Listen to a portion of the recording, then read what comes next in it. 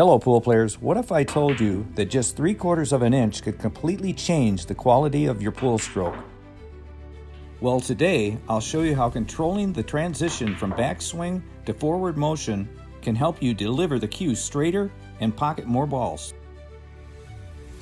First, let's take a look at a common problem that many players have, and that is the jab stroke. And I can attest to this because early on, my jab stroke was just terrible. So first of all, what is a jab stroke? Well, when we bring the cue back too quickly and then never stop at the top, in other words, not have a pause, and we rush the transition, that's a jab stroke. And when you jab, you often lose control of your cue, thus hitting the cue ball inaccurately. This in turn results in missed shots. So the answer to not jabbing at the cue ball and having a smooth transition is the 3/4 inch rule. Here, I'm controlling my stroke. So it was difficult to see, but what I did in that stroke is that I pushed the cue forward approximately 3/4 of an inch before I accelerated through the cue ball. So breaking this down a little further on this power stroke, take a look at where my arm position is and how I move it forward just slightly before accelerating through the cue ball. And here's an excellent view where it's apparent that we're pushing the cue forward slowly before acceleration.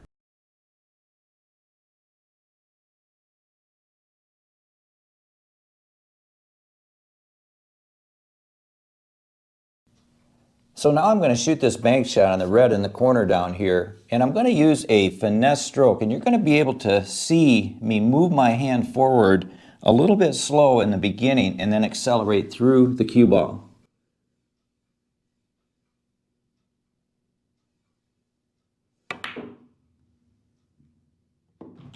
As you work to feel the sensation of pushing the cue slightly forward before acceleration, I recommend exaggerating the motion. Push your cue more slowly and more than 3/4 of an inch. So why does the 3/4 inch stroke rule work so well? Well, this is what's taking place.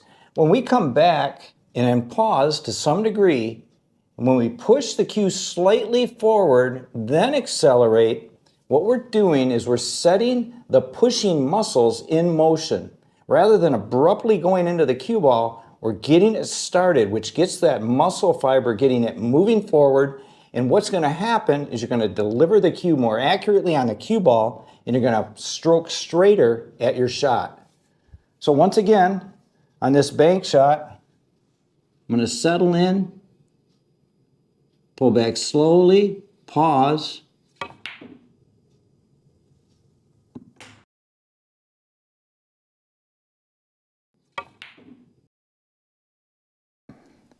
so now let's take a look at one of my favorite exercises that helps me create change within my billiard stroke. Getting to know that 3/4 inch push before you accelerate, that will ingrain that to the point where you're shooting without thought, and that's where you want to be. Like with every stroke exercise, I like to set up a straight in shot. Now here is a mini version of the Mighty X. If you feel more comfortable to shoot the actual position of the Mighty X, go ahead and do so. But the main thing here is that we're going to be practicing a stop shot, and we're going to be pushing the cue forward that 3/4 of an inch very slowly, and then we're going to accelerate into the bottom of the cue ball to perform our stop shot.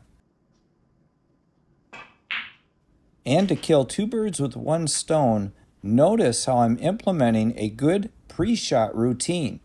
I'm ingraining that as well as the 3/4 inch push as we start our forward stroke. Without a doubt, the best way to get rid of a bad habit, like the jab stroke, is to override it with a new good habit. And a great way to override those neurological pathways that are so welded together is through repetition.